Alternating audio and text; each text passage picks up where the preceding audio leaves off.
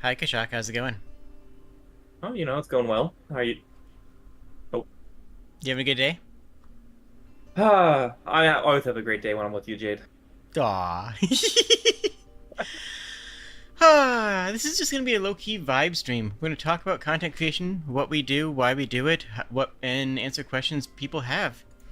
With more of a focus on educational stuff. I mean, I do a lot of educational stuff today, anyways. In general, and today. Sorry, I am a little bit out of it because I haven't had an air conditioner and it's been super hot all week, so I am melting and dying. How is your life? How's my life? Hmm. Hmm. See, that's an interesting question, Jade. I feel like my life has been consumed with a certain video game that came out lately, and all my thoughts have been on that as well as Dungeons and Dragons when I'm at work. So that's that. Baldur's And it's Gate? gone to the. Don't call me out like that. I was genuinely asking. I don't know. Yeah, no, it's definitely been Baldur's Gate 3. I've been playing that as well as Dark and Darker came out too, so that's been my main focus for the last little bit. But Right on. ha have to say, if folks have not played Baldur's Gate 3, if you have the means to do so, I highly recommend it. Almost I've like been. everyone else who plays it. Hmm. I've been meaning to. I'll get around to it. I'll get around to it someday. Someday. So Kashak, how long have you been doing content creation in some form or another? So content creation in some form, though. Well, actually, this past July would have been 3 years now. Actually, 3 years. Nice. three Hmm. years at least for streaming. If you would count Hmm. making music before, I've been doing that for. Well, I did that for about 7 years, but that's about it. Hmm. Yeah, I mean, in terms of like online content creation. Yeah, for me, I've been going for over 2 years. But if we're talking like making things and just being an actress, then we can go back a solid 25. Which Uh, it's one thing that I always like. You know how people ask you, what do you need to do to be to be VTube? Like, what, right? Have you ever received that question in I've some had it a form? couple times. I've had it a couple times, but in actually, funny enough, I've had those questions come up when I'm actually talking with other VTubers. So it feels like Hmm. that comes up more in question when a collaboration of VTubers instead of solo, in my experience at least. I assume you Hmm. get asked that question a lot. Well, once in a while. Once in a while. I mean, yeah. And I always have trouble answering it because my answer kind of. I've done so many things in my life that are strange and unique that I've sort of developed a background in, well, in various things, in acting, in drama and arts, and it's like, oh yeah, it's very easy. All you have to do is get a degree in fine arts and then work a job that's improv focused for for 5 or 6 years. It's like it's like my experience is going to be different from a lot of other people. So I was wondering, what background did you have when you started?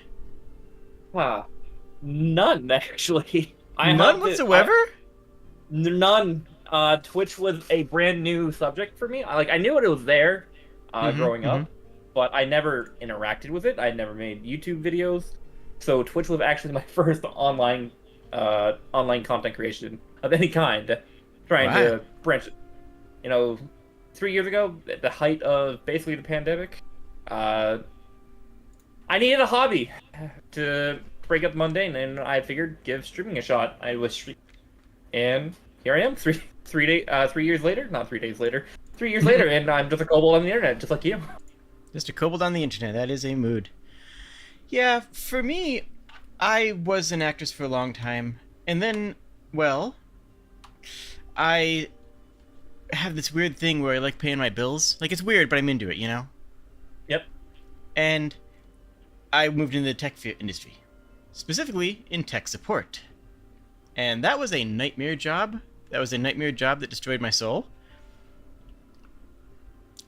But I didn't really have at that time any sort of creative outlet. I Mhm. didn't really have a creative outlet in my life other than like painting miniatures for tabletop games. like Pathfinder and Dungeons and Dragons. Yeah, and War Machine, but yeah, exactly. I've heard of the fable of War Machine. Maybe one day I shall see it. It was one of the better tabletop games. I don't know what its state is now. I haven't played it since the pandemic started, but yeah, and it was just like I need a more creative outlet and one that's more related towards towards acting and performing, like because that's kind of my passion, and I just hadn't done it in a while. So, Kashak, are you familiar with the toolbox fallacy? I am not. Can you enlighten me, Jade? I would be delighted to. So, the toolbox fallacy is when you say, "Oh, I'll definitely start doing this as soon as I have all the right tools." I will absolutely start being a. I'll make it big one day. All I have to do is get all the stuff in order. I'll definitely move out to the Netherlands one day. I just have to do X, Y, and Z and get my and handle this. I'll definitely be a movie star someday. All I have to do is move out to Hollywood, and I can do that as soon as X, Y, and Z. It's when you never actually achieve a dream because you keep on putting it off because you feel like you don't have the tools you need, because you don't feel like it's time yet, because you're not ready. So I have not heard the proper term, but I have run into multiple situations where I've heard people talk about that sort of ordeal. To me, that's Yeah. always, I've always just labeled that under like, yes, they're procrastinating their dream because they're just too lazy. Well, that's the thing though. It's not laziness. It's that you've convinced yourself that you can't until you have everything that you need. I would definitely say that it is not laziness. It's more of a self-induced. It's more of a lie that you tell yourself. Yeah, It's the person. yeah, lying to yourself. I can see that. Yeah, it's the person waiting tables in Hollywood saying that they're going to become an actress, but they just need to, make a little bit more money first. Mm-hmm. I can totally understand that. Anxiety is definitely a function of that, and it sucks because there's definitely truth in that, right? There absolutely is truth in that, So I just one day sort of said, "Hey, screw it," and commissioned a model. And I think it's pretty well known that me being a kobold was a whim. Like, it's turned out perfectly, and it fits me incredibly well. But me being a kobold was a completely random choice because I was happened to be browsing Sork Arts, who does some very cute kobold drawings on Twitter, and I'm like, oh, kobold sounds fun. I could do that. and thus Jade, the NPC tuber, was. Yeah, exactly. It was like, okay, cool, and then it worked, and I went into it, and I loved it, and sort of rolled with it.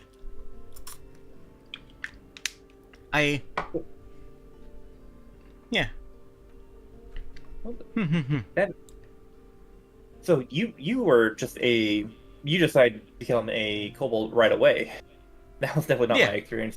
I was not a kobold for my first year, and then, or no, actually, year and a half now. Hold on. No. Oh, I'm actually having a hard time trying to remember how long it took me to actually start doing VTubing, to be a kobold and whatnot. I was always fascinated with kobolds, but I just never really went to VTubing when I started doing stuff for online content creation. And then it was like halfway. I want to say late 2021 is when I started. Okay. Or at least not doing the flesh tuber stuff. Yeah. I decided right at the beginning that I wanted to stand out, and with everybody being either a person or a person with animal ears, I wanted. Are you familiar with Debbie Debbie and Niji Sanji? Yes, I know Niji Sanji, but I do not recognize the other one. Debbie Debbie is they're one of the people in Niji Sanji. Hold on 1 second here. Let me.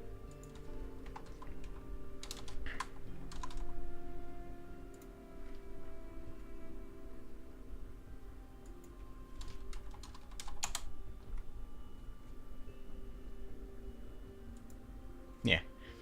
If you want to look on my stream, I'll pull up a picture there. It's the easiest way to show you. Okay. So Debbie Debbie is a Niji Sanji VTuber, and I like Nijisanji. I love Nijisanji. One of my favorite corporations for VTubing. Mm-hmm.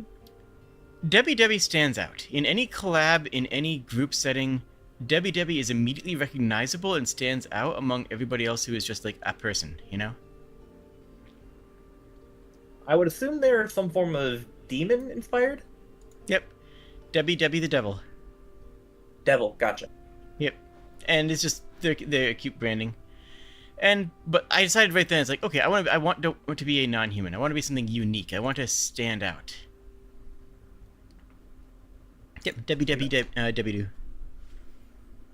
And Okay, yeah, I wasn't really trying to be a furry. Real talk.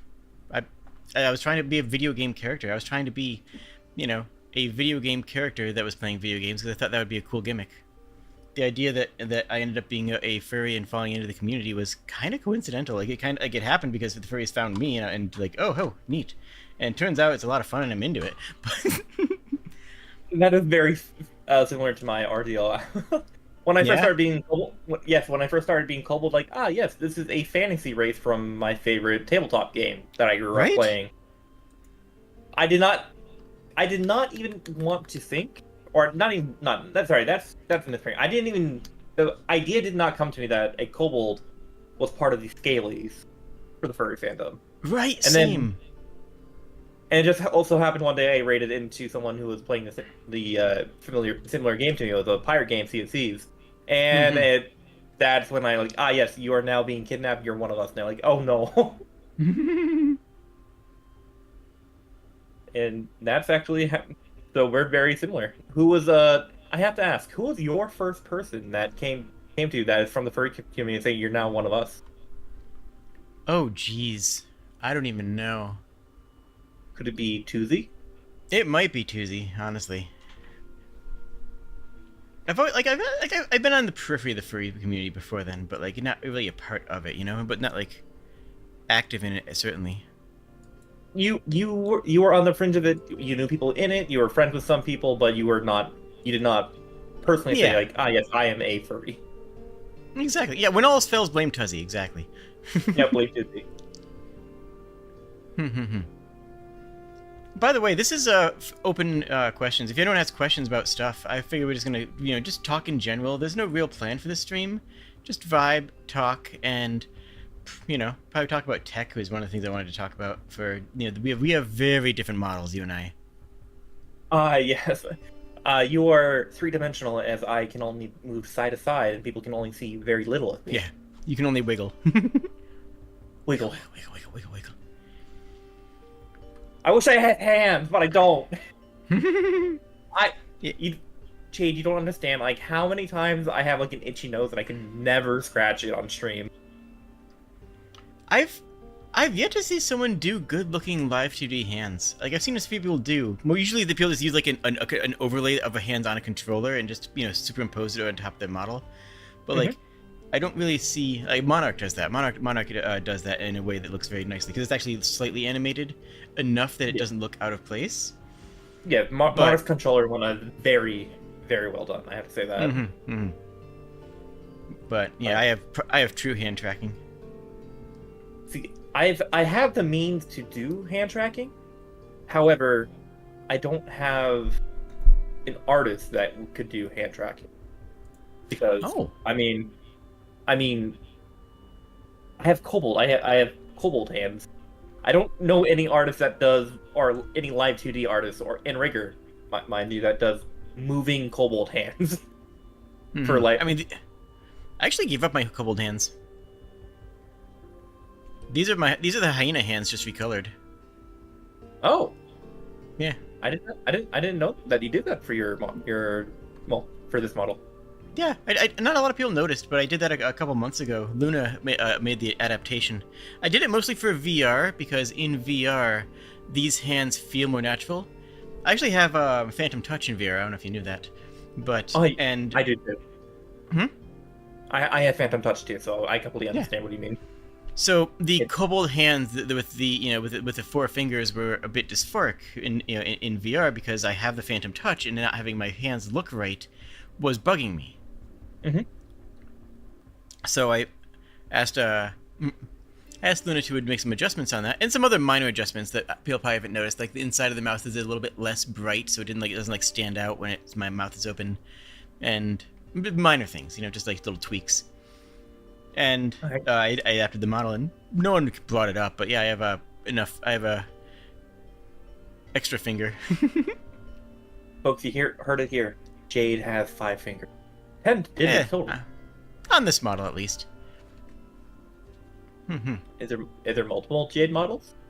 Oh no, yeah. you already have, so yeah, that makes sense.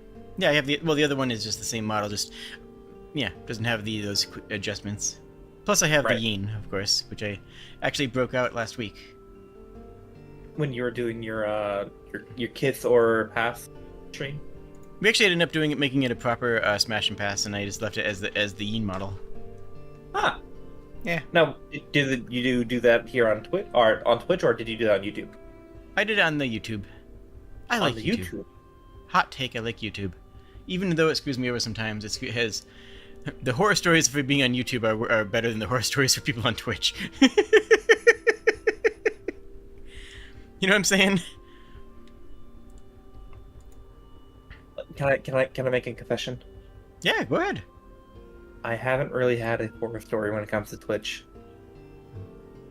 You haven't heard or you haven't had? I haven't had one. Oh, okay. I was gonna say then. Yeah, that makes more sense.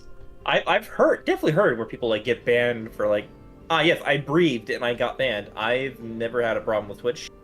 I have issues with Twitch, with changes they make, but I've never personally had a problem with my stream on Twitch. The biggest thing for me, honestly, is the creators fund.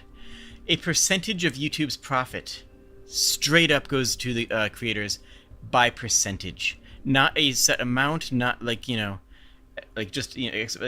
straight up percentage of the amount of money that Google makes from YouTube goes to the creators, and that does not change, and I like that. TikTok's the worst about it. TikTok is absolutely wretched about that. You do not make money on TikTok. You go on TikTok to build an audience, and then you try to move that audience onto YouTube. I mean, a lot of people have done that with success. I mean, all I have to do is look at my feed to find a half dozen. Milo, Mini Minuteman, did that. What's this guy's name? Jordan the Stallion is doing really well on YouTube and just copy pasting their TikToks into YouTube Shorts. But sometimes people go in the opposite direction. Like Alphabet's been streaming on Twitch, which is interesting, despite him being a YouTuber. I don't know. It's an interesting culture. Maybe diversifying content to have a different experience for it? I think that's a good idea in general. Diversify your contents. I mean, I think that short form content is kind of necessary these days for growth. If you want to get bigger, you should be doing some form of short form content. And the nice thing is you can put it cross-platform. If you make a TikTok, you can also upload it to YouTube. YouTube Shorts and TikToks are they're not the same thing entirely, but they have enough similarities that you can transition one piece of content into both. And even Twitch now has its own form of short form content. They have new feature called featured clip that you can just take, and it's already made for TikTok and YouTube. Hell, even on the creator dashboard with feature clip, you can upload it straight to YouTube and Twitch. Oh, nice. Been playing around a little bit with it. I'm still new to the whole short form content because that's not something I've done. I've only done live streaming. So the whole form of video editing is completely new to me, even though I've been trying to learn for months. I can help you out if you need. What software are you using? The one actually you recommended me was Vegas Pro 18. Yep. You had pointed out a content creator bundle to me one time, and I just got the whole bundle. Yeah, it's a good software. Oh, I found a button that makes it crash less. I'll have to show it to you. Oh, a button. I like buttons. Apparently, this is just a straight up button that makes things crash less. What does the button entail? Do you know, or did you just click it and yes, I'm not crashing anymore? It is what does it do exactly? It's a button that disables one of the newer functions of I think it's basically the equivalent of multi-threading, where it tries to multi-thread the previews and the rendering process. And by flipping that off, it renders a little bit slower, but much more stably. Yeah. Okay. Hensha pointed that out. Hensha pointed that out to me. So, all right, another confession. I've heard the name Hensha in your community a lot, and I've known you for over a year now. I've never met Hensha. Really? I've never met Hensha. I've never seen Hensha. I've never seen her type. Actually. They don't post like they're not really a Discord user, if I'm being honest. But yeah.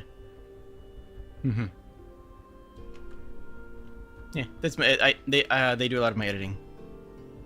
Oh. I didn't know you had your own personal editor. Not really, but it's a friend of mine. I've known them for a while. Oh, there she is. Speak of the person, they shall appear.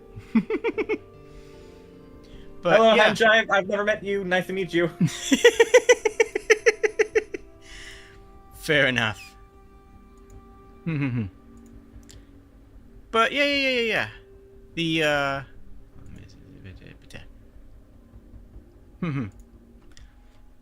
So, you said you had a couple topics you want to talk about. You want to talk about tech because we were actually kind of talking about that in DMs a little bit over the past week. I wanted to ask you about your new group that you had joined over on Mondays for your new tabletop campaign. Oh yeah. How's that going? How's session 1? It was good. That's Liv the Cyberdole. They're a good bean. I will say God, I can't go back to playing D&D without content creators. I just can't. I can't go through that again. Making D&D with actors and content creators is just so much better in every way.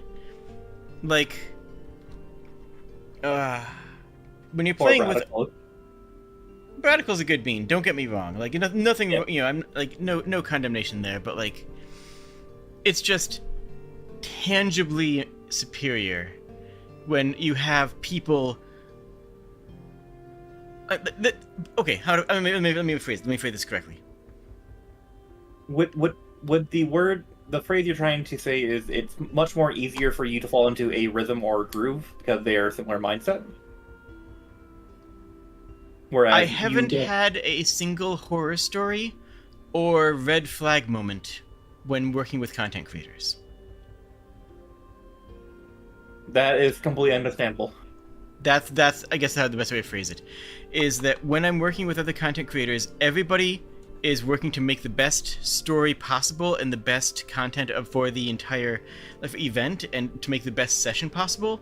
Whereas I found a lot of people selfishly trying to do their own best thing in tabletop games when outside of that or playing with the my character would do this. It's like, but that doesn't make for a better story. We're all making a story together, and people who don't have the mentality of making stories together is I think where it changes. I can agree with that sentiment. Whereas, actually, now I think about it, the other D&D group that I run on Twitch, it's just all content creators this time around for furries fedoras. Even though we are all smaller content creators, we have all streamed and we all know what we're doing. A couple people are newer to D&D, so they're still a little bit hesitant. But the moments that they were RPing and also doing combat for the first session, or first couple sessions, they were getting into character right away. And I absolutely love that. Absolutely amazing. Now, still going to have the first couple session jitters. Everyone has that for the first time playing tabletop games, but that I think people can look past that when seeing that being somewhat.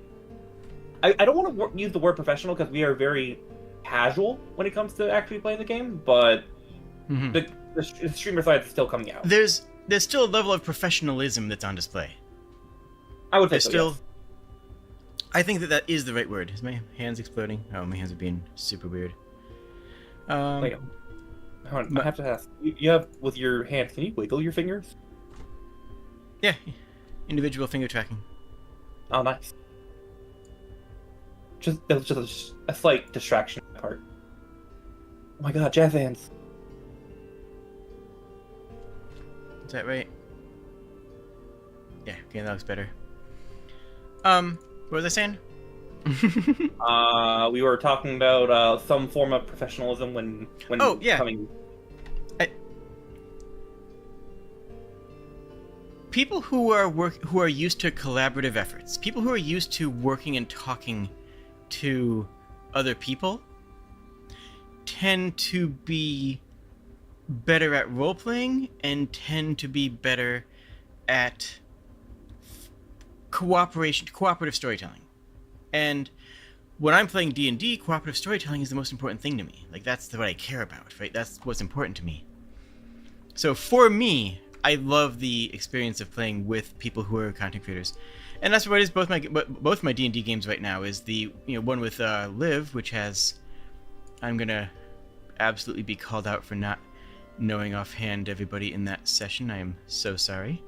That has Zeno Evermore, and the Goblin Burrows, who's Linen, and Kiroiha, Kiro, who are all good beans. And as you well know, the group that's on every other Friday has some people who have been doing content creation for a very long time. Magus Elgar is literally working on Lackadaisy. Great Dictator is the guy who did the Team Neighborhood series. Kobold Sprig has been streaming effectively non-stop for several years. All right, Sprig is a unit of force, and good luck anyone trying to stop her momentum. Sprig is amazing, and I think that everybody needs to just every once in a while think, wow, Sprig's amazing. That's all. I'm sorry. Person who can do a subathon for days on end, and then oh yes, you would think would take a day off after the subathon end. Nope. 5 hours later, back to streaming. Normal schedule. All right, Sprig. I did that after my 24-hour stream. I streamed the next day. But yes, that was a 24-hour stream. Yeah, it was a 24-hour stream. It wasn't a infinite subathon. Didn't Sprig go 2 weeks this year? I believe. Yeah, I think it was 12 days or something. Was it 12? Yeah, so somewhere in that range. And the most I've ever done, I've done a challenge to do just days in a row, but those were 2 to 3 hour streams, not a full 8-hour stream that Sprig does. Right. And actually, that's one interesting thing I wanted to talk about is stream length, because there is a lot to say about that. I guess famously do shorter streams. I do 2-hour streams. And that's because I want people to watch my streams when I'm not live. Mm-hmm. And people aren't going to sit down and watch a 6-hour stream offline. Realistically, they're not. No. The only... speaking from personal experience as a consumer, not a content creator, the most I'll ever watch or listen to would be, for a podcast, would be a 4.5-hour thing, but it has to be related to something I'm interested in. It can't just be something random. It's if we want to talk about stuff, I just started watching the IOverse D&D crew while I'm working on editing just in the background. 2.5 to 4 hours, 4-hour YouTube streams. Perfect. It's honestly perfect because you sometimes just want to relax, and there you go. Hello, Luna. This is the delightful Kashak. Hello. Not that Luna, a different Luna. I figured. Part of that is because... Oh, it's really... I gotta fix the scaling of this. A big part of that is because I do story-based stuff. And when I'm making story-based stuff, if someone misses a stream, they're gonna want to catch up. If catching up means watching a 6-hour stream, then they might drop the series. Definitely more bite-sized. Go for an hour, 2 hours, 2.5 hours. But I don't know if you know this. 80% of my views come after I'm no longer streaming. Well, that's the benefit of YouTube, no? People generally in the past, from my understanding, YouTube's always been just about videos. Live streaming is more newer, And Right. like it is definitely a boon for channels. That way people can interact with their favorite YouTubers in real Mm-hmm. time. But Yeah. YouTube will always be a video platform. Mm-hmm. My Titanfall Whereas 2, my Titanfall 2 stream. Is that the right one? Yeah. My last Titanfall 2 stream. Hit-a-bit. Oh, did I forget to post that? Oh, heck. 35 views when live. Okay? mm-hmm. 105 views right now. Yep, definitely the Yeah. power of having a video and whatnot for YouTube. Mm-hmm. Doing Yeah. YouTube as your primary thing. Just YouTube things, right? Yep. And if you want more views when going live, you have to do the longer stream, which can be mentally taxing. Right. Absolutely. Because going the longest stream that I will do is usually like 6 hours will be on 6 hours on average. Now is before my new sleep schedule, but that's like my weekend stream will be a 6 hour Sunday stream. trying to be when you're trying to with streaming, but most streamers will play games or do art, right? Those are the two biggest categories. Or some people will do even just chatting. People who can just chat for 6 hours, more power to you. I cannot do that. I'm sorry. I need something engaging for my own mind, such as a game, keep me going for those 6 hours, or having other people to play the game with me, because that also unloads the burden of trying to entertain everyone. Yeah. Among other people. Mm-hmm. Having done multiple 24-hour streams, having someone else there for a little while, at least part of it, helps a lot. Oh, most definitely. Whereas most of my streams won't even be solo nowadays, it will just be with someone else, because it is so much easier to bounce back off with someone. Because if you're playing, if you're streaming something that people aren't necessarily interested in, but you don't want to change midstream because this is what you scheduled, having someone to go bounce back off so you can talk about different topics about the game definitely helps. But here's the question I have for you. Mm-hmm. Do you watch what you stream? Like, do you watch the kind of content that you make? Yes, I will. So basically, my streams are more focused on my hyperfixation of the current time.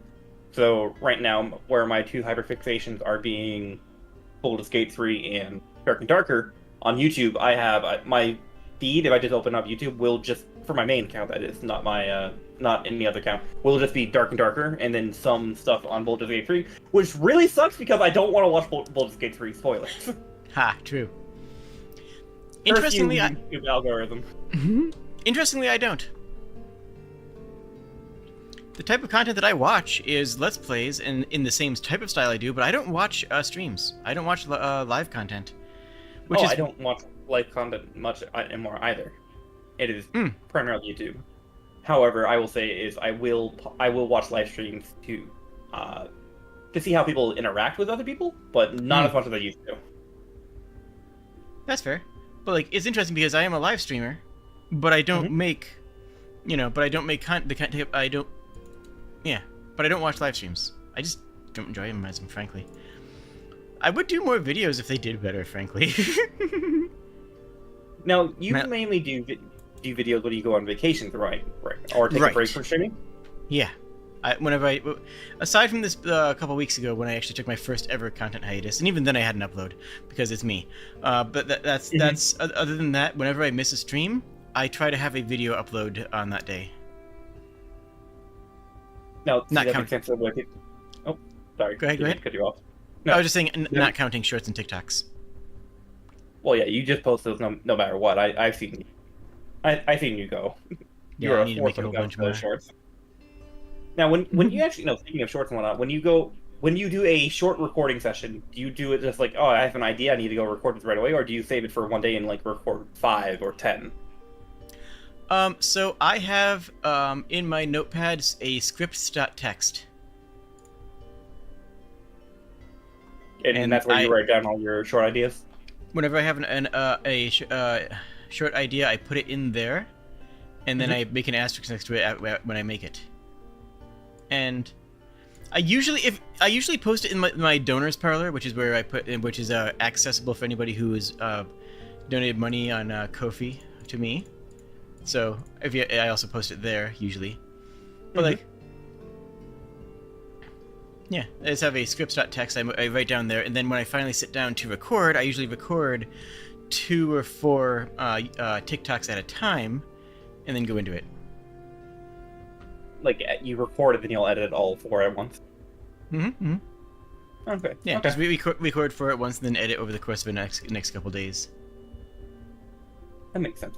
And what do you use for? No, we were just talking about Vegas Studio. Do you use any other programs to help with your video editing, or do you just solely do it in Vegas Studio Pro? Oh, I can tell you the secret. I can tell you the most important secret to recording. What's that? So, if you're recording, you ever see a YouTuber Let's Player say, "Oh, I lost the video from the recording"? Mm-hmm. Record in MKV format. MKV. MKV. Mm-hmm. I believe that's actually what I do by default. Because MKV format is going to keep everything that you record, even if the program crashes, even if your hard drive is literally full, which happened to me when I was recording one time. It will keep everything that you've done. You will not lose. Whereas if you're recording straight up into like, MP3 or MP4? Yeah, into an MP4 format, then it will it needs to have that closing end on the file for it to work. Otherwise, it's nothing. Otherwise, you lose everything. Mm-hmm. Well, if you record an MKV, you keep that, and then you use a program that I swear by, that I just love, called Handbrake. I think I've heard of that program. Haven't used it, but I've heard of it. I recommend Handbrake. It lets you convert from any format to any other format, and that is just so valuable. Sorry. Do you swear by Handbrake when there are like free alternative? Is it free online or it's free? Is it paid? Okay. It's free. Because I know there's a bunch of websites up there that will like, oh yes, transfer this file to this file for free. You just have to wait a little bit. Yeah, but then you're uploading it to a website, and then you have to actually look at all of their terms of service, Mm-hmm. And I don't trust that. And also... Oops, there we go. And also, I'm running, like, several gigs worth of files, usually. Right. And that's just all at once when you're trying to record, so your memory for your computer is probably up there, like 80s. Oh, 90s. yeah. But I'm not going to upload that, right? I'm not going to upload several gigs worth of files to a conversion software, right? That's not going to work. Mm-hmm. And that's where editing comes down to. But yeah, Handbrake is great for converting files without having to deal with that mess. The online conversion software is good for if you're downloading a video meme and you just want to convert it real quick so you can add some audio or some something to it to post. But by and large, it's not good for projects, right? If you have an actual project, that's not going to cut it. Right. Let's see. Now, actually, if we're talking about programs and whatnot, I do want to say, what programs do you use if we're actually want to talk about people getting into VTubing, what are programs that you use? What programs do you use for your model and whatnot? Because I personally use VideoTube Studio Mini if I'm using a PNG, or I use VTube Studio for my live 2D. So, want me to just go all of my tech top to bottom right now? Why not? Sure. So my model runs through VC Face, which is a 3D one. VTube Studio is the correct answer if you're live 2D. There's a couple other alternatives for if you're not live 2D, if you're a 3D model, but VC Face is the one that I've taken a liking to. It works well and does everything I need it to do. I run through OBS, as everybody does. I use OBS Studio because Streamlabs I don't trust it. Streamlabs I do not trust. They've had some security violations in the past, and they try to do convenient integrations in a way that I don't trust that they're not taking extra data, you know? Yeah, I was when I first started. I used Streamlabs because that's what people were telling me. Oh yes, just Yeah. use Streamlabs. It's the easiest one. It's the easiest one to get started on, but then when you start looking at it with Streamlabs, anything you want to do in Streamlabs can literally just be done in OBS because it's literally the same source code. Absolutely. Mm-hmm. If And you just OBS... Go ahead. you just literally take 15 minutes to understand OBS, you can use stuff better in OBS than in Streamlabs, no doubt. Yep, absolutely. And OBS Studio is, I like it. It's a professional piece of software, not a gamer piece of software, right? It's not like, you know, like XSplit, which is, you know, like with, you know, the big, you know, black and red gamer logo. Like, no, it's actually is a professional piece of software, and it comes across as that, and I like it and respect it more. And it's very easy on the eye. I will say that. Yeah. Say that. And it's baseline. It's not resource intensive. Now it gets resource intensive once you start loading it up, but Streamlabs is more resource intensive right out of the gate. Oh yeah, and if you just have OBS in the thing, for folks out there, recording with OBS is not as intensive as live streaming with OBS. Because it's all local based when you're recording. The other and most important thing that I think that most people don't know about is Lighthost. You should have Lighthost. Hey, Jade, Everyone should have Yes? I'm one of those people who doesn't know what Lighthouse is. So Lighthost, H-O-S-T, is a digital cable. It's a cable that lets you input from one source and output to another as another source. Mm-hmm. So the way mine is set up, it takes my takes the input of my analog audio from my Focusrite, because I have a Focusrite Scarlett Solo connected to a Shure SM7B, because I do recording, so like it's worth it to me to buy a good microphone. Anyways, and then it outputs it to just a new audio source called Cable Input VB Virtual Cable. That's all. And then you can put any VST plugin on that course. So I take my audio input from my mic. Cool.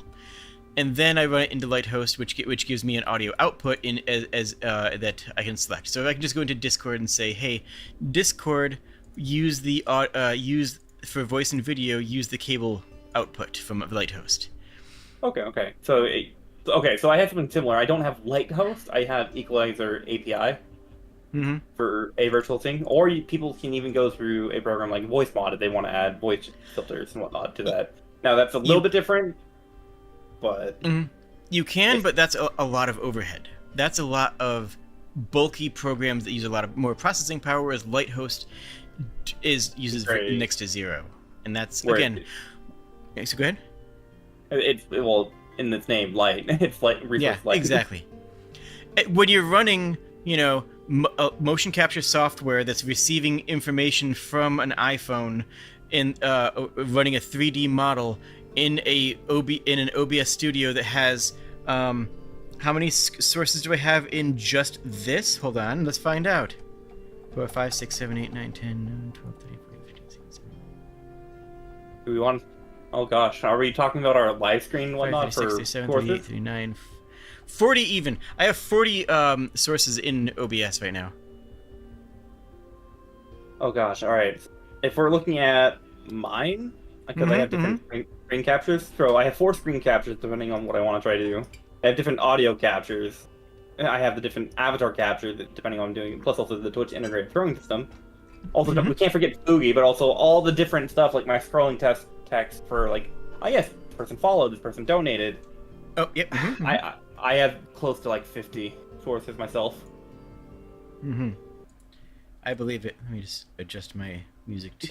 Plus all the key binding sources that will appear. Like, oh yeah, you press this to activate this on your stream. Oh yeah, it definitely gets cluttered, so to say.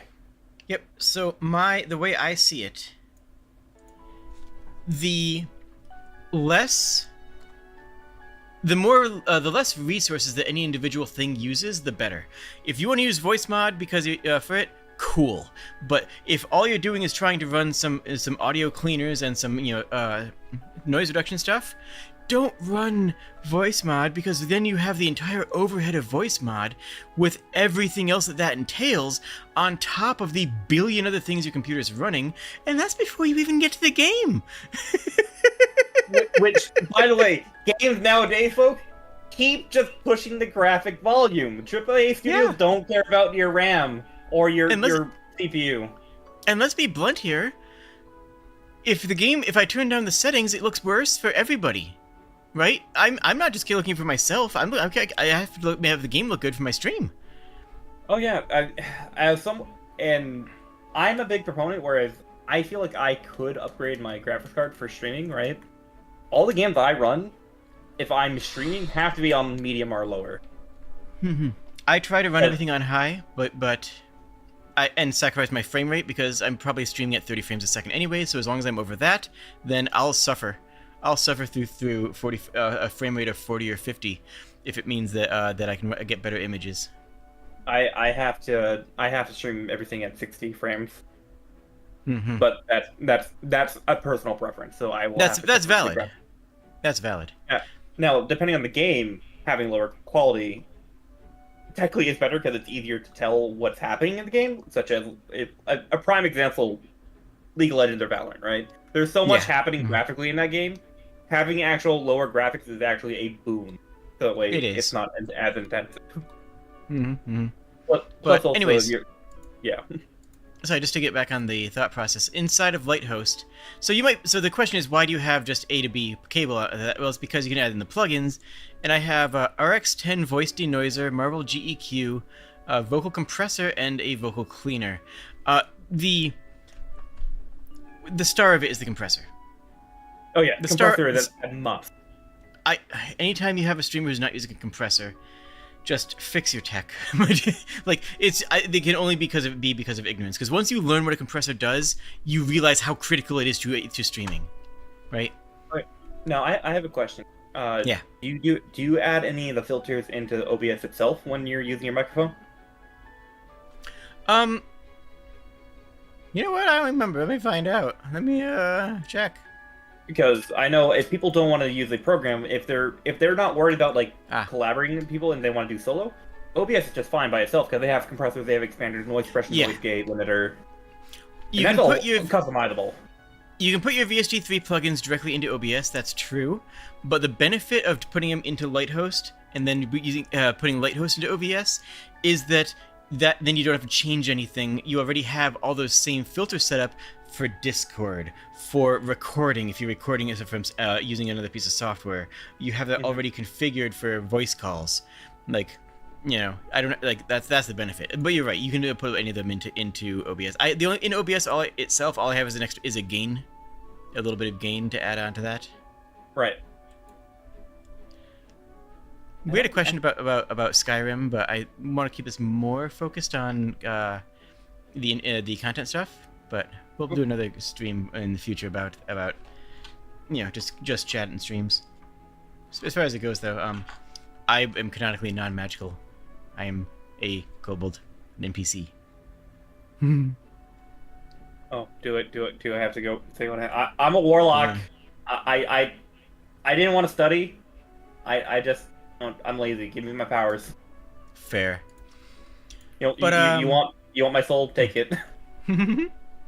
But for anybody who doesn't know what a compressor is what makes it sound audible when I'm just whispering. Because this is right now a very small fraction of how I'm normally talking, but it still sounds very similar in volume. And then if I'm literally screaming into the mic, it's not blasting your ears clean off. It's louder a bit, sure, but this is 20 times the volume of what I was at before. And it evens it. It flattens the curve where you don't have to turn up the volume when someone's a little bit quieter. You don't have to turn down the volume when they're a bit louder. It tightens the dynamic range of your audio, which is very important, frankly. I have an analogy for people who don't know tech and whatnot like we do. Think of like a water hose, folks. If you have a nozzle and whatnot, and you put a thumb over the nozzle, it'll start blasting more. and if you lessen it, it will still have a decent going with water. My analogy is just a movie. You ever watch a movie and Oh, some yeah. parts of it are so quiet that you have to turn it up, and other parts are so loud you have to turn it down? It Oh, yeah. just it makes that not happen. It makes it more like a TV where the audio is more consistent. Can I just go on a small little rant about Absolutely. how you brought that up? I cannot watch live television anymore because you're listening to a show, not listening. Well, actually, most of the time it will actually be me listening because I have it in the background just for background noise. It is them quietly having like two people having quiet conversations, and then ad for Subway blasting my ears off. What the heck? I'm sorry. You said the whole movie thing that I had to bring that up. It is just horrible. Horrible the way they do that. Yeah. TV And, networks. but it makes sense in a theater. It makes sense in the context of a movie theater. Mhm. That's all. It makes sense. It makes sense for that. It's just not made for a home theater, and the home theater versions should be rebalanced, but sometimes they're just not. Oh yeah. But that getting off topic. I'm sorry. But yeah, so compressor. If you're doing content creation, make sure you're running through a compressor and a denoiser. I definitely feel like noise gate is a. If you have a lot of background noise gate and noise suppression definitely a must do. Background noise. Yeah, and if you don't have I spent money on a nice denoiser. Hopefully it working. But if you don't, and you have an NVIDIA graphics card, the NVIDIA, I forget what it's called. There's an NVIDIA software that's included with your graphics card, or that's for free download with your graphics card. That NVIDIA Broadcast has actually some surprisingly good denoiser for free. I guess it's just a way to phrase it. It's for free. You know, actually, so I assume you have an NVIDIA graphics card you're talking about now, right? I do, yeah. Now, what for content streaming, right? You know, the different graphic cards. There's Intel and really AMD, right? Yeah. I use AMD because it's a cheaper option when I was building my PC. Mm-hmm. Now, if you're starting out, is it fine to use still an AMD, continuing going streaming, or do you definitely recommend having an Intel graphics card instead? Or the NVIDIA. Yeah, it's an NVIDIA, not Intel. Sorry, I was thinking of like core processing at that point. I mean, at that point, that's another question right there. In my humble opinion, and this is the opinion of somebody who literally builds computers, anyways, because of the number of things that we're doing simultaneously, the NVIDIA graphics card are better. If you're just gaming and just playing games, the AMD's fine. It's a good graphics card. I'm not saying it isn't. But NVIDIA graphics cards are better at doing multiple things. If you have a game and a avatar and or a live 2D model that's also processing off of the graphics card, and you have the NVIDIA broadcast running through that, then the NVIDIA is going to be better for you on the whole. That's not to say that AMD is bad or it can't do it. I'm not saying that. But it's a consideration to make. Likewise, with identical same thing with Intel versus AMD for the processor. And then you get into the next step of video editing, and then that's where NVIDIA blows AMD out of the water. If you are doing any sort of video editing, AMD is not going to be your friend. That's actually part of the reason why I've been so scared to actually post any videos that I've been trying to edit for the past couple months. It's because I have AMD.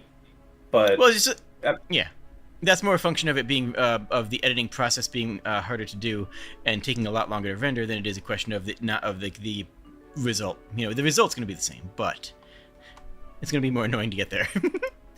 More annoying, and I get frustrated easily when it comes to video editing. I've been finding. I thought the most frustrating. Oh, I'm going to be back in just one tick. Sorry. Go ahead and talk to chat. Sure thing. Hi, chat. I'm here. I've taken over. I'm now Jade. What does Jade normally do? Hold on. I got a perfect example. Actually, I don't have a perfect example. Shoot. I don't do Jade. See, if I was normally talking, I would be just screaming at this point because I do a lot of literally constantly in my head is just But when it comes to industry, Kashak cute? No. Getting no, I'm not cute. Look, do you see the scar on my eye? It can't be cute. Sorry, scars can be cute, but not mine. My scar's not cute. Nope. It can't be. But see, Getty, you can be cute. So, as people, I saw the question and whatnot about the Skyrim question. I definitely have to agree with people saying a question like that is more relegated to just chatting streams. Like, I don't know if actually Jade does a just chatting stream once in a while, I believe. I haven't seen Jade do a just chatting stream a little bit. Last being the Smash. Oh, welcome back. Hi, I did a just chatting stream fairly recently. I should do more of them because people like them for some strange reason. But because it's not the kind of content that I like you do. Usually, yeah, that it's not that I dislike it, but yeah, yeah, I don't know. Would you say that your Smash and Path being your last just chatting, or that actually content driven? No, I actually did a full just chatting stream, sometime last month. Last month, gotcha. Actually, it was the beginning of this month. Yeah, just a straight up just chat stream. It did well, and I know I should do more of them because they perform well. And that's always a struggle that I have, is the question of what should I do? Do I do what's going to help me grow, or do I just have fun with things? Because, and just accept that having fun is going to help me grow, because that'll be, show me having the most fun, and that'll be making the best content, versus trying to chase viewership. Okay, so having the most fun is now for you, right? Or I would say for most people, when you're having fun, you're a little bit more casual as a person, but when you're trying to chase viewership, you're more professional, right? No. No. It's a question. It's a question of what I'm playing. Like, I'm sorry, I meant that more in a general sense for most people, not necessarily. Oh, okay. I don't know. I don't know other people in that sense. Okay. I will say, actually, we were just talking about this, so we can probably transition into the topic of burnout from this, actually. Because, speaking from personal experience, if I'm trying to chase viewership, I have to play one of three categories on Twitch, right? Whereas if I just want to do something on my own self, like, if a new game releases and whatnot, and it's something I've been looking forward to, I can feel comfortable playing that game on stream for the first week or so, before I die out. Yeah. Most people who watch Twitch and whatnot for, like, new games, they're looking for people who, like, yes, this person is really good at this game, I want to watch them to get better at this game. Or at that point, a week after, most people have bought like a story game like Baldur's Gate 3, where viewership will die off because they're trying to experience the game themselves. Yeah. At that point. So right, I saw the same thing happen in both Elden Ring and Tears of the Kingdom, both of which my last two mega games that went on for more than 20 episodes. I consider a mega game. Mm-hmm. Both of those had that problem where viewership just wasn't that great, but I was having a blast with the game. I was having fun, and they ended up doing well because, well, people were enjoying me and me playing it. At the beginning, it was great metrics, and then as it played more and more, the metrics steadily got worse and worse. Because at that point, the interest fell off, and people were like, oh, well, I've seen this enough, maybe I want to go play it myself.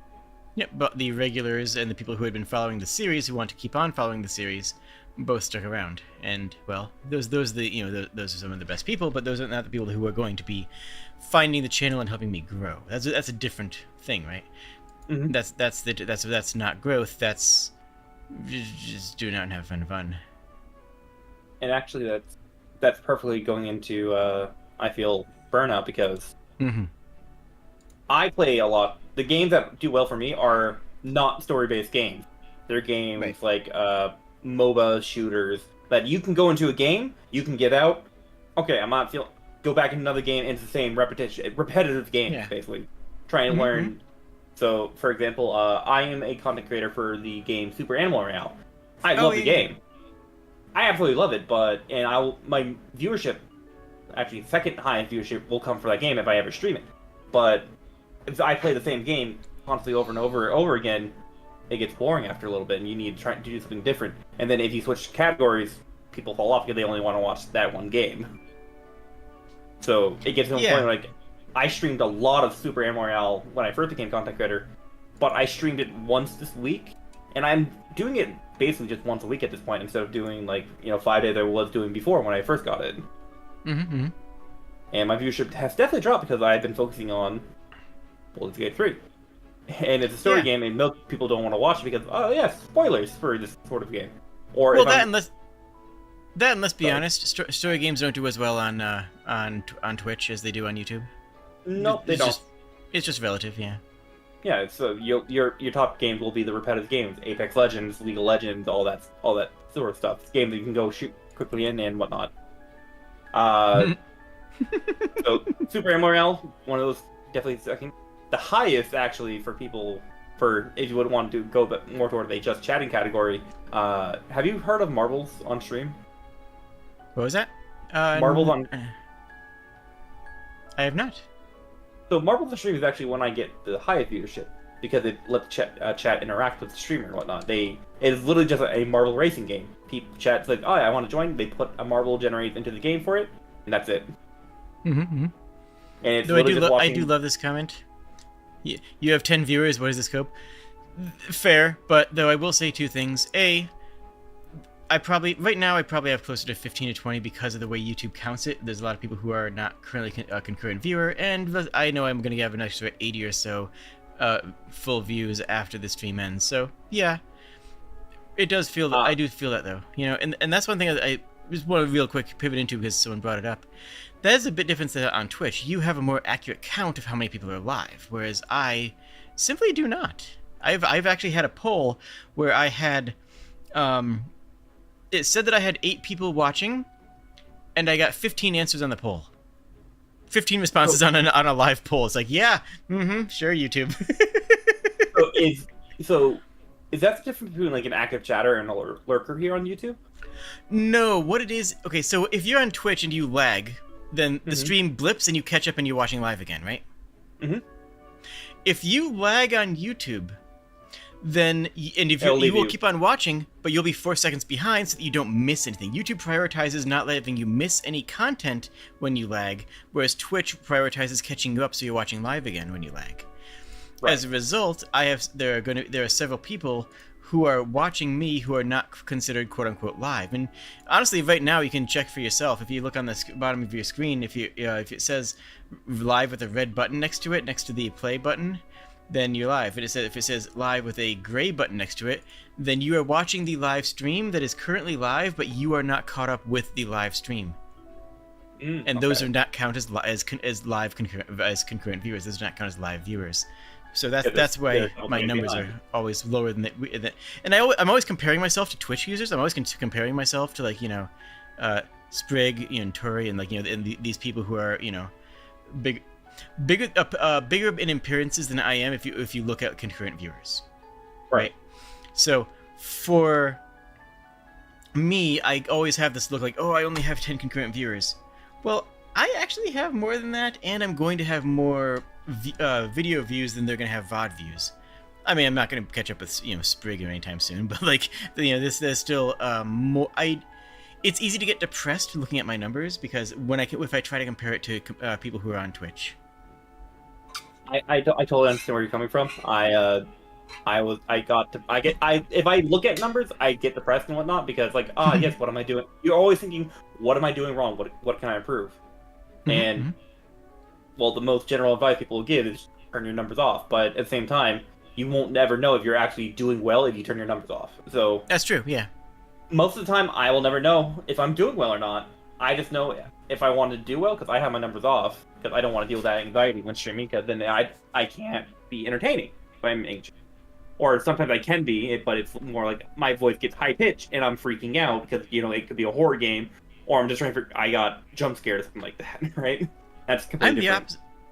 I'm the opposite in two ways. I'm the opposite because for me, I keep the numbers on because that's the best metric I have of how good I'm doing right now. I don't have any other metric to say how good the stream's going, right?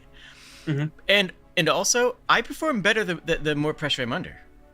Like when I broke triple digits over the 100 viewers on my on the your rank, 24 the Pokemon ranking. I believe I saw you had also 100 viewers when you were ranking the Final Fantasy summons, correct? That was a big one too, yeah. But The game jam stuff is where I usually get the biggest numbers. That one I broke. Actually, I think I broke 150 last time that was live. Wow. So that's my peak. That's the best I've gotten. But like, and then I was on point. I was at peak performance. I was like nailing every line. I was confident. I was proud, and I was doing great. That was like genuinely one of my best streams because I was completely all in because the pressure built up a pride and an excitement in me that isn't there if I'm just vibing playing Earthbound, you know? But if there's 100 people watching me play Earthbound, I'll bet you can bet that I will absolutely be standing up and, you know, becoming a lot better of a streamer because that's how my brain works. That's just how I function, you know? My biggest audience, non-VTubing, is 35,000. And that was the best performance of my entire life. I think I only got up to 500, but that wasn't like a solo or anything. That was just being part of the orchestra myself. Oh yeah, this is mine was a part of being part of a band, admittedly, but still, I'm still proud of it. No, it's very similar, right? I'm more you focus on under pressure and whatnot. You can have the spotlight. I'm more I can do my best work if I'm behind the scenes, not the spotlight on me. I am definitely more of a supporting role. For example, I've run cons before, but you know that you've run your own cons too. Yeah. For panels, I don't know. I may have run a convention or so. I've heard of conventions. What are they like? I don't know.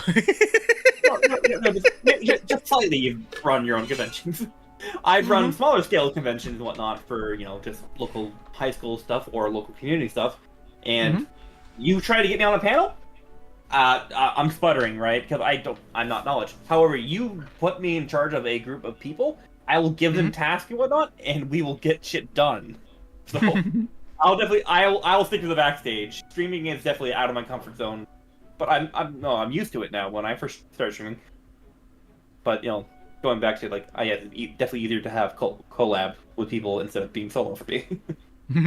That's fair. I tried it, and actually that can actually go a little bit into Dungeons and Dragons too, because honestly the spotlight is on the players. The Dungeon Master is definitely important, but they're more of a supporting role, I feel like.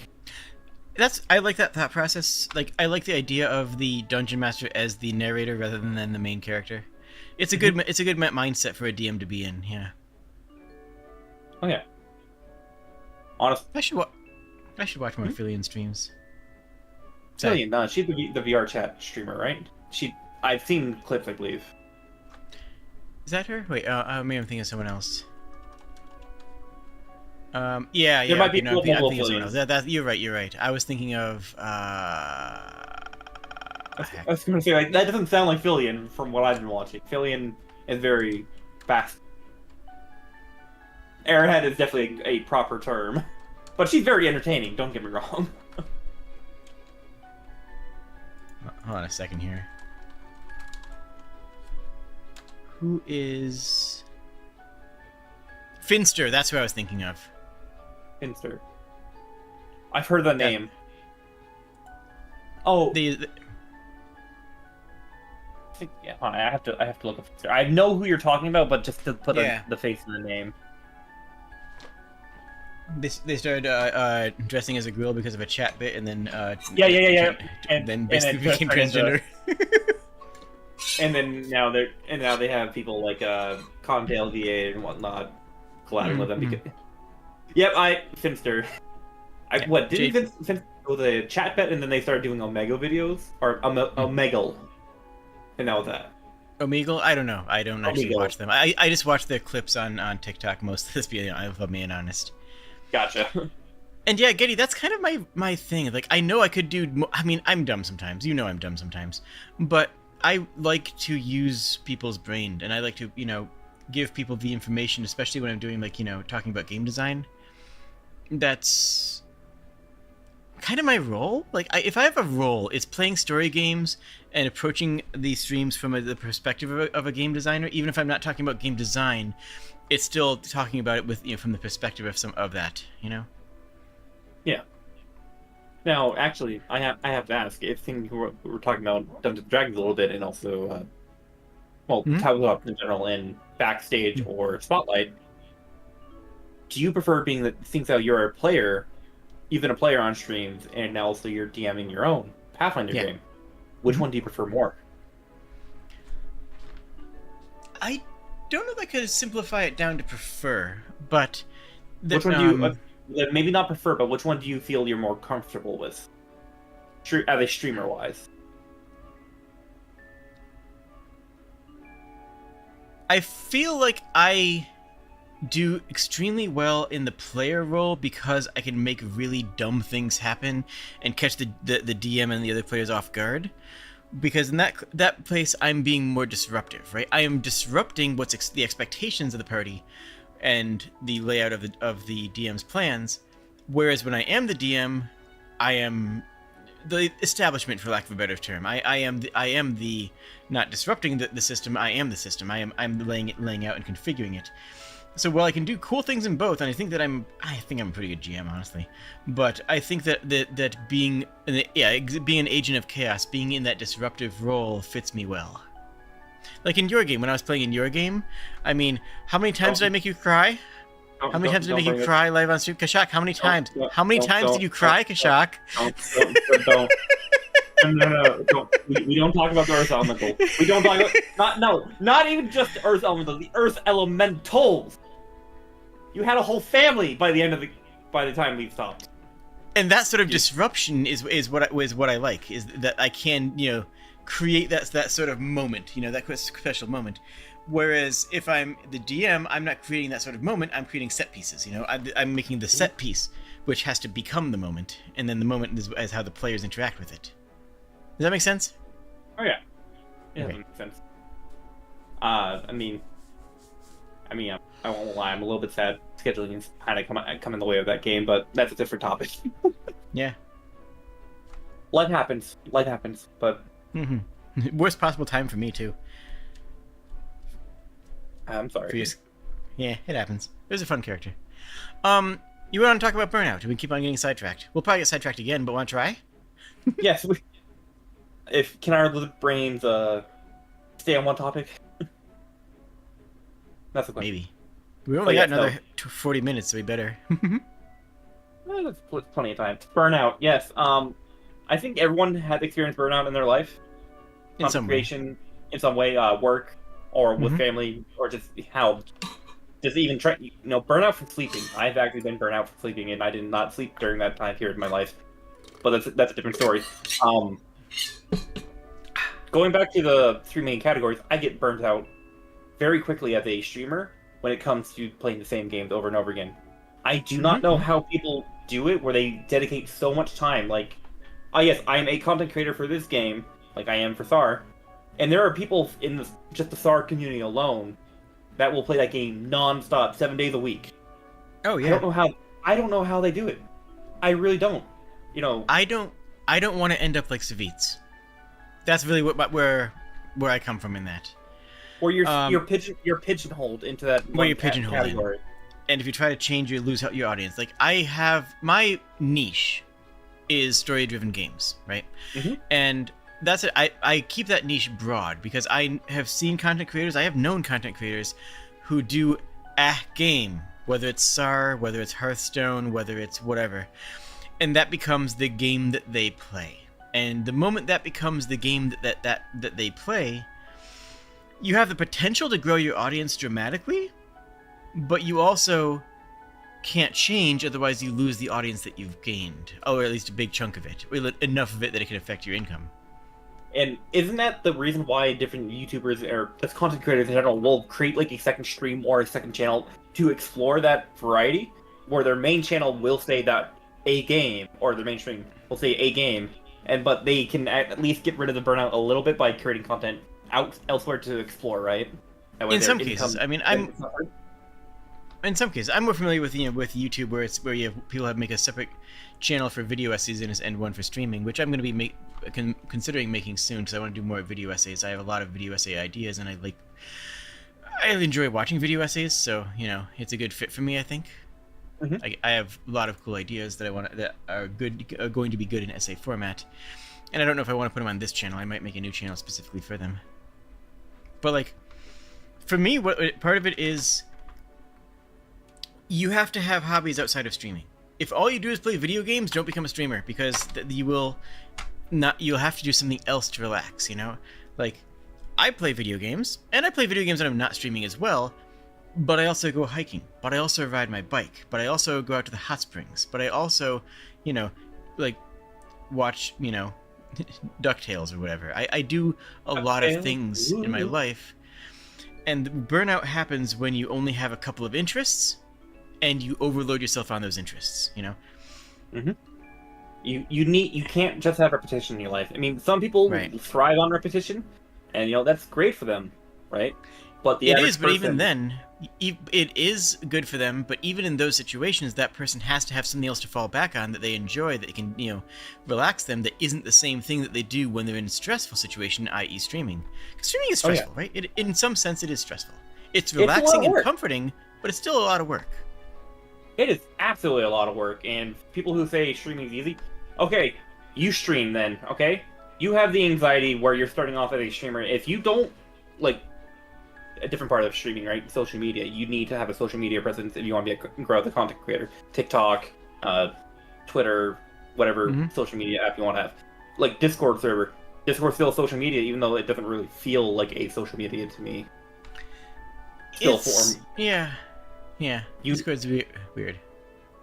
Put in that work to actually reach out and try to gather an audience outside of your main thing. Because the only person, for an example, that me and Jade probably know, only person who's ever made it big and is still continuing growing, doing only one thing, is Frigg. She's an anomaly. She is a force to be reckoned with.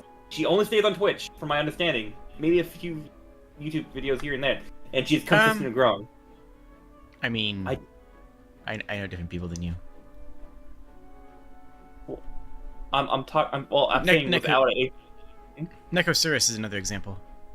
I don't know that. Yeah, I'm saying I know different people that Necosaurus does that as well. They do political stuff, but yeah, they're Twitch partner now and have 30K on YouTube and are doing one thing, but that one thing is politics, which is constantly changing, so it's different for that. I guess my point more is putting in the groundwork on the social media aspect. Like Sprig did a little bit of social media, but then she didn't want to do Twitter anymore, and she only growth, from my understanding, last time I talked to her, was through Twitch, not like TikTok or anything like that. Where with other social media, you can get a lot of outside views to come to your main platform like YouTube, because you do pretty well on TikTok, right? Yeah, I'm over 10K for what it's worth. So wait, hold on. Wouldn't that mean TikTok's technically your highest viewed platform? It sure is. Yeah. Oh, I got a funny story for you. Sure. So I did a TikTok about something that happened on my Discord channel. Basically, I forgot my meds, and a bunch of people were really nice and reminded me to take my medication. And now every time every morning I log into Discord, someone reminds me to take my meds. This was the first time I had brought up Discord on TikTok. Right? So I've been lurking in Discord server. I've been seeing the sudden explosion. Yeah, so all of a sudden we had how many people are on my Discord server? Hold on.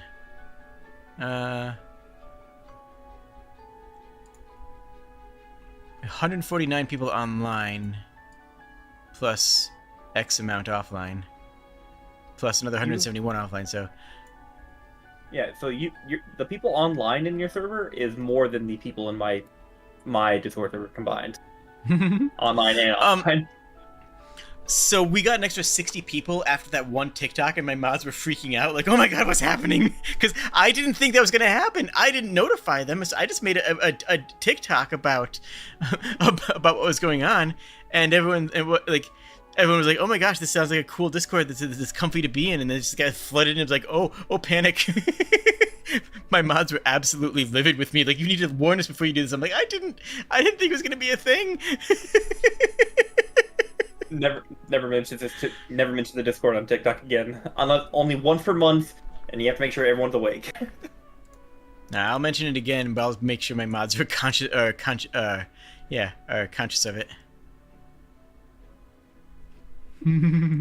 That is a funny story. Yeah, I mean, I'm still a medium-sized creator. Like, I'm I'm no longer. I don't think I'm officially a small creator anymore. I think I shed that mantle when I broke 2K, and Oh yeah. so I consider myself a medium-sized content creator. I'm not big, but I'm also no longer small. Whereas I'm the opposite. I'm still a small-time content creator, and be completely honest, I feel like I will always be a small-time content creator. Maybe I That's might valid. maybe I might grow in following, but I know I'm not going to be. I'm not going to be big. I'm just doing this because I enjoy doing this. I'm not here for the money or anything like that, right? And if I still have dreams that I can turn this into a career, and I'm going to be applying to Nijisanji because Nijisanji just opened up applications, and oh, I'm going to be applying to HoloLive because you can apply to HoloLive every couple months, and two of their big talents just retired this week. Mhm. So like today actually, it was announced. It was officially announced today. I believe I read that And- on Twitter and whatnot.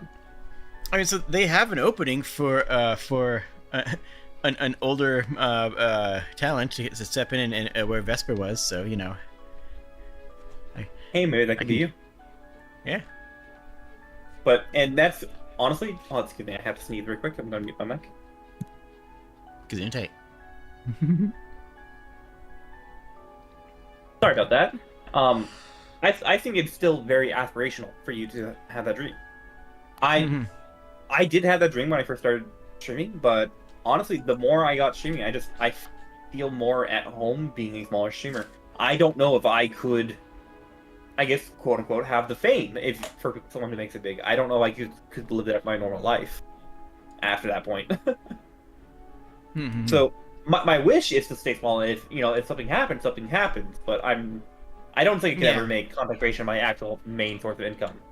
I've the- always been on the periphery of being famous. I've never really been famous, but I've always been famous adjacent. You know what I mean? Plenty of people in different forms of the industry, Mm. of the media industry. You have Yeah, I know a lot of connections. people. I have connections. I know a lot of people in different fields, and I've always been close to it. Like convention stuff's a good example. You know, I Mhm. was one of the main organizers for in charge of all of the anime at one of the largest anime conventions in North America. I've heard your stories. It's close to being famous, but it's not actually being famous. I've been in a couple of movies. That's close to being famous, but not really, because I was did just stunt work and no one really would recognize me. Though it's a matter of time before someone doxes me and figures out one of them. I've done I've done things that are famous adjacent, but I've never actually pushed over that line yet, which I think I'm due. Hey, honestly, I think you are too. If we're talking about connections, I don't have connections like in that sort of form field. I have connections in other aspects, but just not streaming. No, the biggest people I know are you and Sprig. And I could say I know a person who knows a person who knows a person, but it's not the same as like having a direct connection with that person. Oh gosh, I was playing something. What was I playing? It wasn't Valorant.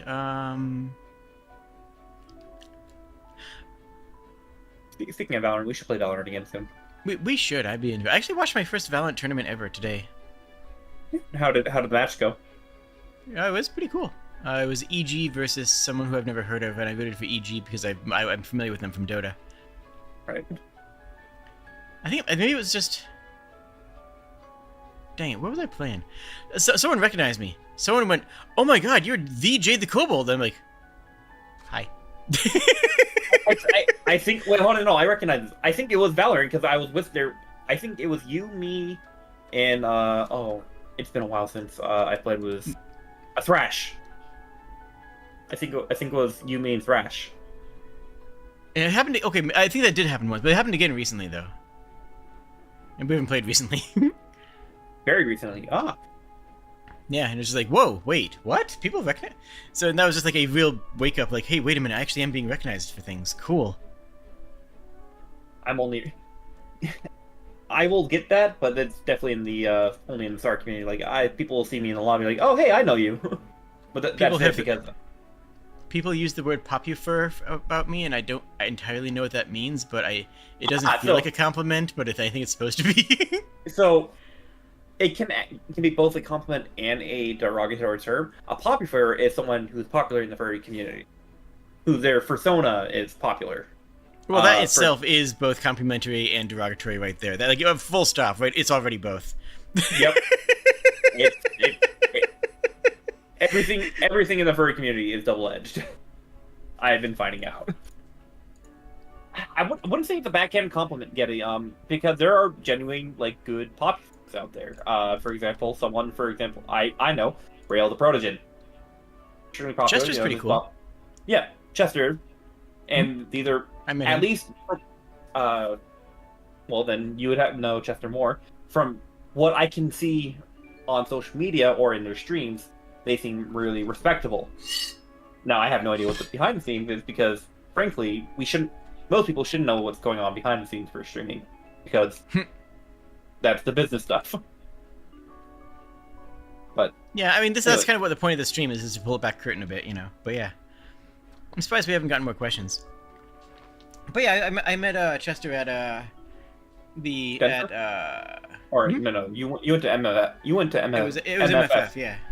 Yep, That's where you were able to do your first time fursuiting. How was that, actually? That was a delight. I had a lot more fun than I thought I would. Do you think you're going to get your own fursuit from that Honestly, experience? I might, but I don't want to make Jade as my first fursuit because I want that to be like something eventually I'll have a Jade suit and that will be like the expensive one that I get. But I kind of just want a suit. For the hyena, would you do a full or would you do a partial? For the hyena, I would do a partial and then wear my Renfair outfit beneath it. Ah, gotcha. But yeah. That's another example of me being very normal. First time we go into Midwest Fur Fest, end up hosting a panel. Yeah, I don't know how you walk into that situation, but you know, it's me.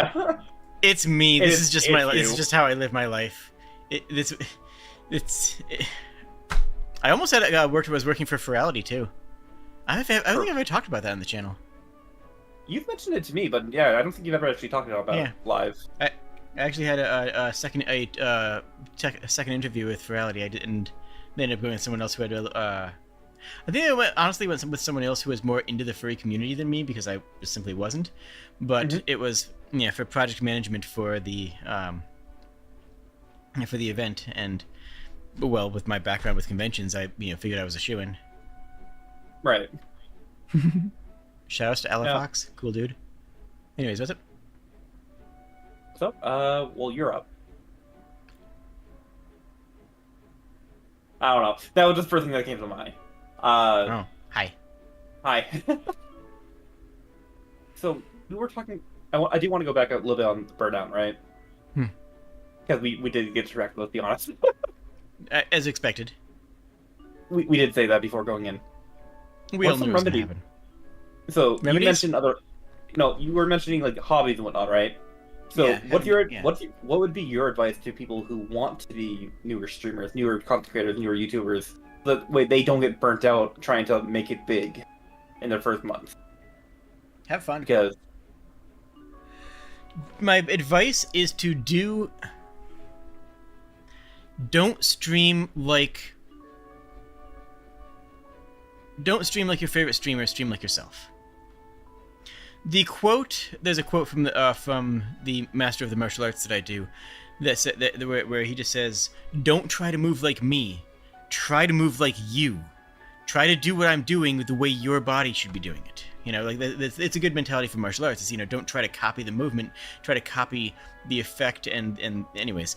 But the same idea. Don't try to stream like Disguised Toast. Don't try to stream like Saikuno. Try to stream like you. And improve what that means. Improve what streaming like you means. And work with that. And get better at your own thing. If you try to stream like Saikuno and fall short, because you are not him, you are guaranteed to fall short, then you're just going to be like Saikuno, but worse, no one's going to watch you because they're just going to watch Saikuno. Because why? It would be basically not, I guess, to put a little bit more lighthearted to it. Mom, can we have McDonald's? No, we have McDonald's at home. Yeah, exactly. Whereas if you stream like you, people will like you for you. My streaming is pretty unique. I think the closest person to me would be Dan with Playframe, would be the closest thing to me, style-wise. Somewhere between that and Pro Jared is where I end up falling. But but at the end of the day, while there are similarities there, I am myself. I also have similarities. People compare me to Sykkuno. I've never really watched Sykkuno, but people compare me to Sykkuno, which I think is a compliment. But I try to stream to be me. I try to be the best Jade the Kobold I can be, and make that better. And that seems to be, like, I want to improve myself rather than try to emulate somebody else. And then everyone who starts out is going to be like, oh, I'm going to try to be like Gura. I'm going to try and be like Filion. I'm going to try and be like Bao. And it's like, cool, you're not going to make it. Right? You try to be like yourself. Mm-hmm. Like they're the ones top tier at the market. They're top tier for a reason because they already have that market. You need to find your own. And they're great. Like, they're amazing. But exactly what you're saying. I mean, to call myself out a little bit, folks, I'm kind of just your generic, yes, I scream on the internet. Not like rage scream, I'm more like panic.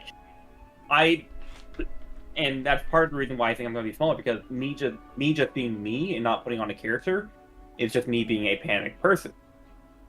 I'm always anxious. That's better. Yeah, and it's fine. The people who do watch me and whatnot are fantastic, and I wouldn't have met most of the friends. Like, hell, I mean, if I wasn't being me streaming, I would have never met Jade. I would have never been invited to the mutual Discord server where I met you. I would never have felt compelled to invite you to a D&D one shot. And then Kashak, I also called you the heck out. Was that the last time that we were?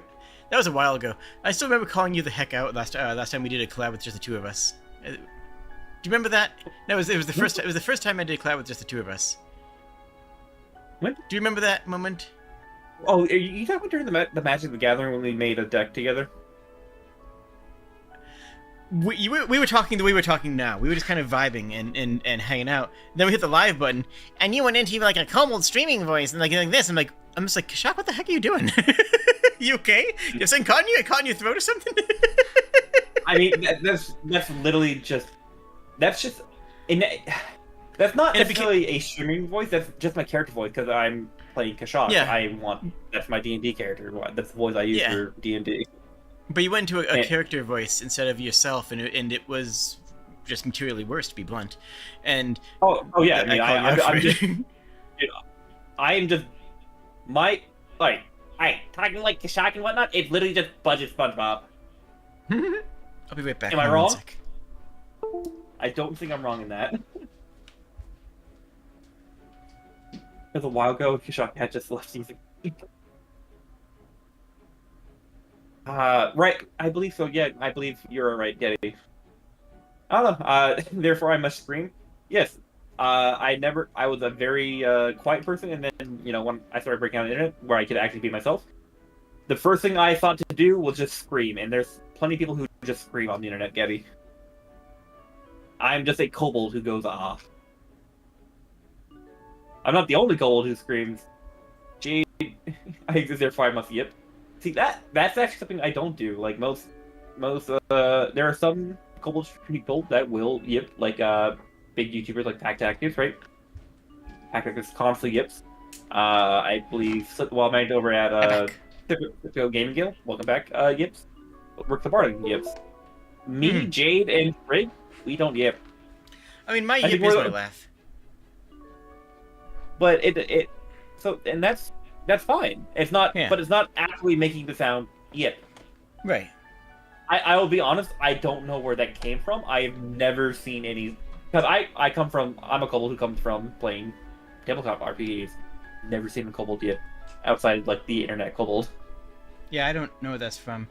I just backfilled it, like oh, can you yip? And I was like, you know what? Sure. I mean, that's just I backfilled it to be my laugh because I don't really get it. But yeah, that was a backfill for what it means in by in definition, and yeah, but I do have that natural high pitch chirping laugh, which sure it counts. Why not, right? Yeah, I'll say it counts. Damn. Hey Jade. Hi. I'm Jade. I just keep calling myself out. more we go into that topic. You know, I was, you know, we're talking about the advice and whatnot. You know, be yourself. Starting as a VTuber, I definitely wasn't trying to be myself. I was definitely trying to play my D&D character because I like playing the D&D character, and I didn't get really anywhere. Then I started, you know, talking my normal voice. As much as I hate my normal voice because I have a lisp and I have a hard time understanding myself. I don't know how anyone else understands me. I'm going to be completely honest. I didn't like my voice for a long time either, but I like it a lot more now. I feel much better about my voice. I'm used to it. I wouldn't say I like my voice, but I know I can't really change it, nor do I really want to change it, because then if I change it, that's not me. That's not getting the real shock. As much as I'm willing to show people the real shock, that is. Another advice I have to say, don't fully put yourself out there on the internet. You need to have some form of separation between online and IRL. Otherwise, you're always going to constantly be in that streamer mode. And let's say you're not a full-time streamer, you're a part-time streamer who's doing it as a hobby, trying to make it big, and you still have a day job. Well, guess what? If you go to your work as your content creator, depending on your field of work, it's not going to work out for you, and you might get in trouble. Great. It might also work out great. Depends on where you work. It's a double-edged sword. Where I work, no, I could not be that way. Because my IRL self and my online presence have similarities. Definitely different, though. Yeah, for me, that's why I use character stuff. For me, most of my streaming is just me. I use character stuff when I'm dodging answering questions that are personal. You know? That's all. Like, everything else I say is genuine until someone asks, "Hey, Jade, you know, like, what's XYZ?"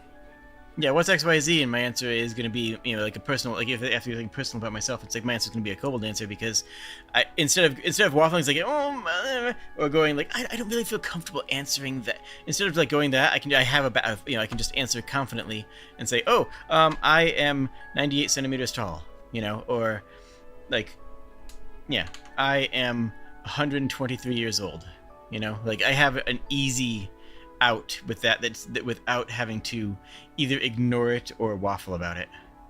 And even doing that makes it canon for the character, for the VTuber. Yeah. Because at the end of the day, we are fictional characters on the internet. I mean, even though we're trying to be ourselves, but we're using avatars to represent ourselves. Yeah. I am still me. I just have, you know, yeah, I'm still me. And sometimes that's enough. No. I will say though, I guess to kind of finish out almost the 2 hours, right? What are some benefits that what are some, maybe not benefits or accomplishment, what have you gotten out personally out of streaming that you feel better, that has made your life for the better? I'm happy. That's the most answer. That is the answer most people will give. I mean, playing it's true, to an audience. So, I enjoy games more when I stream them, because I have to use more of my mind. I'm doing multiple things at the same time. It raises the difficult. Anytime a streamer is playing a game, they're playing on a harder difficulty than normal, because they're also watching chat and checking stream health and doing minor moderation and all 1,000 other things. So it makes games harder in a way that I enjoy. You know? Games can be hard anyways, but when you beat Millennia, that's a accomplishment. When you beat Millennia while live and without dropping commentary, damn, you did a thing. Oh yeah. I like that extra difficulty. In addition to that, I like sharing it. I like the fact that other people enjoy what I'm doing. The fact that other people are enjoying watching me fills my heart with joy and brings me happiness, and just makes this capitalistic nightmare better, more comfortable to walk through, you know? Like, it fulfills me in a way that, well, a job or a car-centric society does not, you know? I mean, it's only a matter of time before I start talking politics going on this path, but I don't think I'm making any hot takes here, right? We live in a world where you don't talk to people. We live in a world where you go to the store, come back, and don't actually engage with anybody in the process. We live in a world where you don't meet someone at the park because no one goes to the park anymore, you know? We don't... Or people do go to the park, they're antisocial, they're on their phones looking down. on a park bench. Or as a trans girl, or have the potential to be actively hostile. That's a fear. That's a genuine fear. So like, there's this is a connection, and I've had people meet and fall in love on my server. The fact that I have made a third space that has facilitated people to, find a place to talk and feel comfortable. I've had people come out on my server before they came out to anyone else in IRL because it was a more safe place, and they got support that they would, frankly, might not have gotten if they came out to family. The fact that I could create that space for people, the fact that I can create the entertainment that I create for people, the fact that the weird way that I play video games is interesting to somebody else, that is fulfilling. That makes me feel like I have a life worth living. That makes me, I don't mean that in a depressing way. I mean it in a, in a joyous way. That makes me feel like I've accomplished something in my life, in a way that before then, not was lacking, because I have done a lot of cool stuff in my life, but in a way that is better than it has been in my life. Does that make sense? No, that definitely makes sense. I think I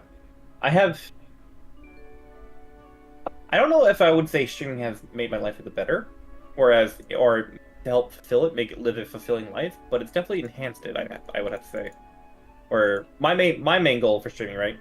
Because I've realized my shortcomings, and I know what streaming is to me. At the end of the day, I started during COVID, and people had social distance. You couldn't go out to see your friends, right? I started streaming to talk to people, and I've met awesome people. Yourself. Such as Frigg. I mean, hell, thanks to Twitch and streaming and whatnot, I feel like I've made lasting friendships that have spanned between different friend groups that I've cycled through streaming. I've definitely come and gone from friend groups with streaming, but that's just life. People drift in and out of your life. Yep. Sometimes people come back, but there are constants. And I can give a big example to my friend Rin. I met her almost, I want to say at this point, 2 friend groups ago, but constantly been there over the course of the 3 years we've known each other. And we've now known each other for over a year. Now we probably don't talk or hang out as much, but I'm that's more actively on my part because I've got busy IRL away from streaming. But no, let's not call myself out more on that. But we still sent memes, chatted and whatnot, and we're still going to be there for each other at the end of the day. I feel like, Yeah. And that's what streaming is to me. It's to engage with people.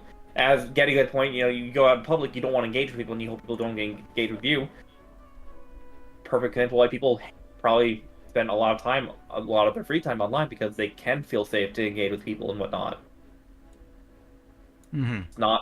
It's their own reality. It's not the actual reality. And yeah, it is real. The avatars are fake, but the people are real, right? Yeah. Connections are still there. Don't get me wrong, I am actually a Kobold IRL, but not like that. They don't look like this. No, I gotcha. I gotcha. Trust me. I trust me. I know you're a Kobold IRL. You're a pretty Kobold IRL. Do that. Yeah, I actually got doxxed. Well, I didn't find out through docs. You just showed me. I mean, I got face revealed, I guess is what I should say. Oh no, I actually didn't hear about this. I was back at after Furfest. So after I did the talk there, some people tagged me online with a picture of me at the event where I did not have any mask on. I had a COVID mask on, but not a full mask on. Right. Whereas I actually docked myself because I think I finally deleted it. For the longest time I had a Twitch clip for when I was still a flesh tuber. It was me falling out of a chair. I kept it up because it was funny, because it was just me in my kitchen cooking mac and cheese. And then I sat down and my chair broke, right? It's one of those, yes, I had my Twitch live stream fail moment right there. So I kept it. But at the same time, now I'm going like, yes, I know there's people who don't even know what my old handle was for streaming, so I'm finally going to get rid of this. Fair enough. I mean, it wasn't a big deal, so I wasn't worried about it. It was just kind of funny. That's how people break the magic. True, Ken, but at the same time, there can also be different magic when you meet your favorite VTuber IRL. From what I've seen. I regret to inform you that I am in fact hot. It's true.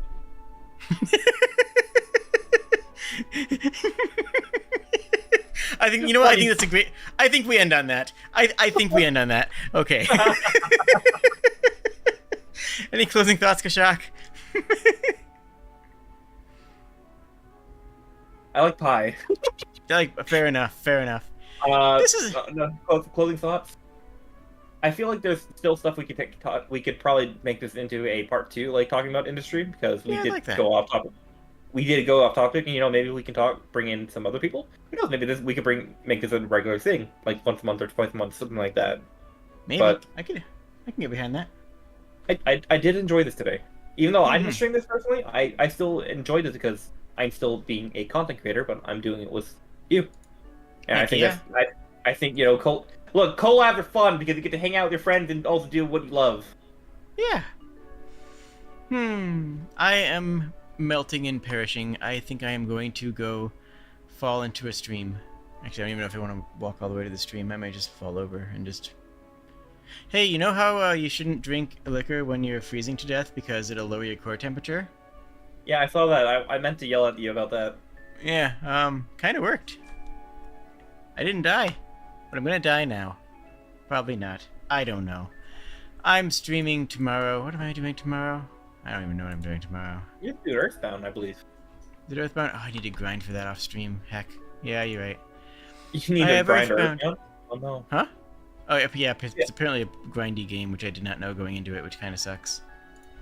Yeah, But, fun game so far, but I'm curious to see where it goes, but the start of it kind of sucks. The start of it is really rough. Is it like your Final Fantasy sort of grinding? A little bit worse, because Final Fantasy, even the classic Final Fantasy, even the classic Super Nintendo Final Fantasies don't have that much grinding. This one front loads grinding, where you have to grind, like, within the first 2 hours, you need to be grinding, and it's like, ugh, don't like. No, hey, folks, back to that repetition we don't like. Oh boy. It was a blast, but it was. If you have to go die, you should do it off stream, not on stream. Mm-hmm. Yeah. Well, thank you, and I hope you have a wonderful evening. I will. I hope you have a wonderful, wonderful death.